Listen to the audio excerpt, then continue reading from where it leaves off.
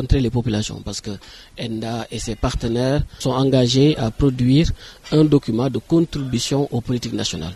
Parce qu'on est parti du constat selon lequel l'État semble résolument engagé vers les questions de l'agroécologie, semble également vouloir faire de l'agroécologie une option de production agricole, donc en perspective de la souveraineté alimentaire, mais également en réponse aux défis liés au changement climatique.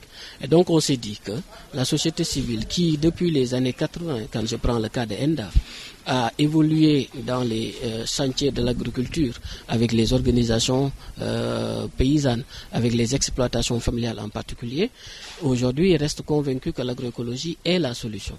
Et donc nous avons, avec la société civile, voulu apporter une contribution à cette nouvelle démarche-là, plutôt que l'État souhaite engager, notamment en s'orientant résolument vers les options liées à l'agroécologie pour des raisons que je viens de citer tout à l'heure. Et donc, de ce point de vue, l'approche a été participative, la démarche est multi-acteurs, tous ensemble, ils ont convenu d'aller vers une démarche qui puisse permettre de produire des contributions sur la base de recommandations concrètes à l'État. Pour pouvoir dire à l'État, si vous voulez vous engager dans les chantiers de l'agroécologie, voilà les défis qu'il faut envisager. Voilà les leviers qu'il faut actionner. Voilà les freins qu'il va falloir finalement désamorcer ou les contraintes qu'il faut contourner pour pouvoir réussir effectivement à faire des actions concluantes suivant l'esprit de l'agroécologie. Parce que si on se réfère aussi à certaines options que l'État a adoptées ou bien semble avoir déclarées, la démarche parfois semble limitée à la foresterie dans un sens large, alors que l'agroécologie va au-delà.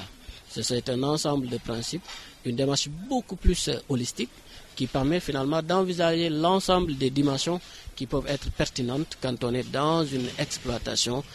C'est cette forme de contribution que la société civile entend apporter donc à l'appareil gouvernemental. Et on est en train de travailler dans un document de contribution à ces politiques.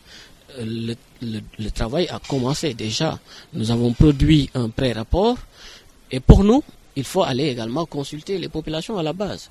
Parce que ces populations, elles sont importantes parce que ce sont elles-mêmes qui vivent au quotidien les réalités de l'exploitation agricole. Quel que soit le domaine qui puisse être considéré, ce sont les premiers acteurs qui sont concernés par ces questionnements-là. Et donc nous pensons qu'il faut aller les interroger, il faut aller recueillir leurs avis, leurs suggestions, leurs perceptions des changements qui arrivent en rapport avec le phénomène du changement climatique, leur perception de l'ensemble des mutations, que ce soit en rapport avec le changement climatique que je viens de citer, ou que ce soit également en rapport tout simplement avec le processus d'urbanisation. Parce qu'aujourd'hui, avec la démographie galopante, croissante, avec le phénomène d'urbanisation, il y a beaucoup de terres agricoles qui ont été cédées finalement pour l'habitat, pour le logement, pour l'industrie, l'agro-industrie, ainsi de suite. Quelles sont les formes de cohabitation entre les productions agricoles, l'agroécologie en particulier et ces phénomènes-là que je viens de citer, changement climatique, l'urbanisation, la croissance démographique et d'autres types de défis. Ce sont des questionnements que nous avons essayé de poser et pour lesquels aussi nous avons essayé de recueillir des éléments qui peuvent permettre de formuler des recommandations très très cohérentes, très lucides, disons, en direction de l'État du Sénégal.